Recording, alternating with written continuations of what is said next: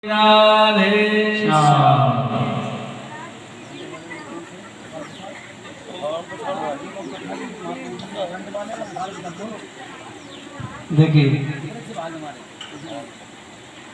गुलाबपुरा के श्रोताओं के भाग्य देखिए, कहाँ तक इनके भाग्यों की सराहना करूं। ये कथा चल रही है आपके करंट वाले हनुमान जी महाराज के मंदिर प्रांगण में, और 19 तारीख से हमारी कथा का आयोजन है। कौन से हनुमान जी? उकाड़ पछाड़ बालाजी, जो मोती नगर में है। सही बात है जी महाराज की। करंट लगने के बाद में ये आदमी उकाड़ पछाड़ करता है।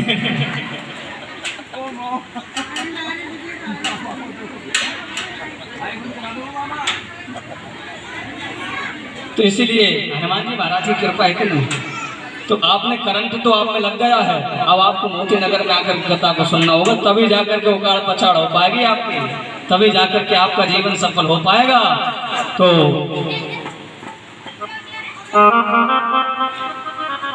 तो मथुरा के राजा थे उग्रसेन जी महाराज, उनका बेटा था कंस। तो एक दिन कंस ने अपने पिताजी को जेल खाने में डाल करके मथुरा की गद्दी पर अपना राज्य शासन स्थापित किया और खुद राजा बनकर के विराजमान हुआ। तो जनता उसे गाली देने लगी, चारों तरफ उसको गाली देने लगे। देखो देखो कितना क्रूर है, कितना दुष्ट है, कितना दुराचारी है, कितना पापी है, कितना दुष्ट है। अपने पिता को जेल में डाल दिया और खुद राज्य सभा पर गद्दी पर बैठ गया। तो एक दिन अपनी बहन, चचेरी बहन देवकी पर इसकी निगाह गई, नजर गई। उसने देखा कि हमारी बहन विवाह योग्य है, शादी योग्य है, क्यों ना इसकी शादी कर दी जाए। तो किससे की जाए? तो वसुदेव जी को बुला करके वसुदेव जी से निवेदन किया, हे मित्र, हम आपको अपने हृदय से मानते हैं, अपना करीबी मानते हैं। हमारा एक संदेश है, यदि आपको स्वीकार हो तो आप बताएं। हम बोले तो बोलो क्या क्या बात है? कि हमारी बहन देवकी का विवाह हम आपके साथ करना चाहते हैं।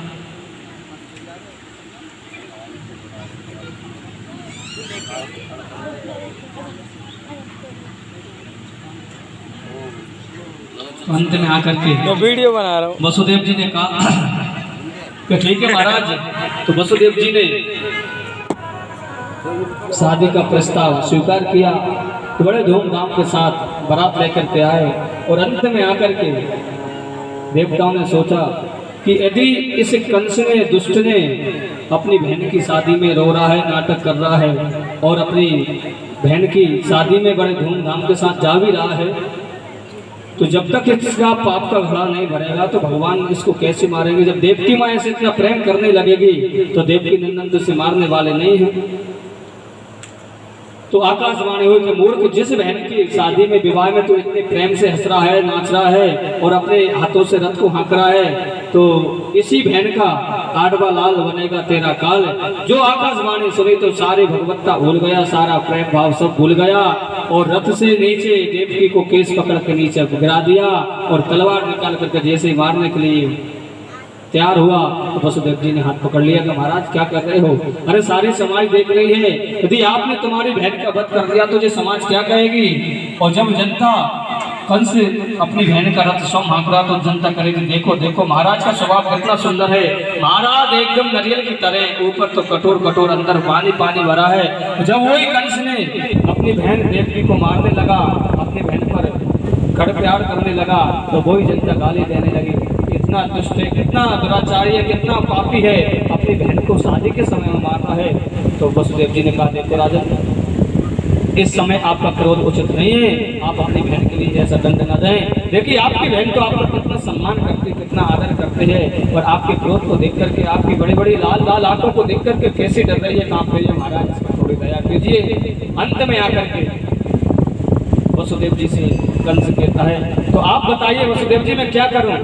कि महाराज आपको देवकी से नहीं, देवकी पुत्रों से डर है, तो मैं आपको वचन देता हूं, देवकी के माध्यम से जो भी संतान होंगे मैं सारी संतानें आपको प्रदान करूंगा, आपके पास ला करके दूंगा। तो वसुदेव जी ने कहा, कंस ने कहा कि इस बात को हम आपकी मानते हैं कि वचन, वसुदेव वचन के धनी है, जो एक बार बोल देते वही होता है। तो उसी प्रकार से कालांतर में देवकी माँ के गर्भ से प्रथम पुत्र का जन्म हुआ, तो उसको ले जाकर के वसुदेव जी ने कंस को सौंपा। तो कंस ने उस बच्चे को देख कर कहा इस बच्चे से मेरा कोई बैर नहीं है, अरे जी अभी तो पैदा ही हुआ है और इसने संसार भी नहीं देखा है, अरे मेरा बैर तो 8वें लाल से है, इसे आप ले जाइए। अब देवताओं ने सोचा यदि जब तक जो बाल हत्या नहीं करेगा तो उसके पाप का घड़ा कैसे भरेगा। तो नारद जी महाराज आए, वो नारद जी महाराज को देख करके कंस बड़ा ही प्रसन्न हुआ, खुश हुआ कि रे महाराज आओ भाग हमारे जो आप पधारे। तो नारद जी कहते हैं कि अभी अभी जो गए ये कौन थे। तो कंस कहता आप नहीं जानते जो हमारे बहन साहब हैं वसुदेव जी, कि इनकी गोदी में क्या था कि बच्चा। क्यों कि महाराज आकाशवाणी हुई थी कि इनका आडवा लाल हमारा बनेगा काल। तो महाराज जी तो प्रथम पुत्र तो हमने सौंप दिया। तो एक कमल पुष्प लेकर के नारद जी महाराज ने कंस को दिया कि महाराज जरा इस पुष्प की पंखुड़ी गिर बताइए कि आठवीं कौन सी और पहली कौन सी है। तो पहली भी आठवीं हो सकती है और आठवीं भी पहली हो सकती है। इस बात को सुनकर के कंस को देखो शंख और मूर्ख दूसरे के फूकने से बचते हैं।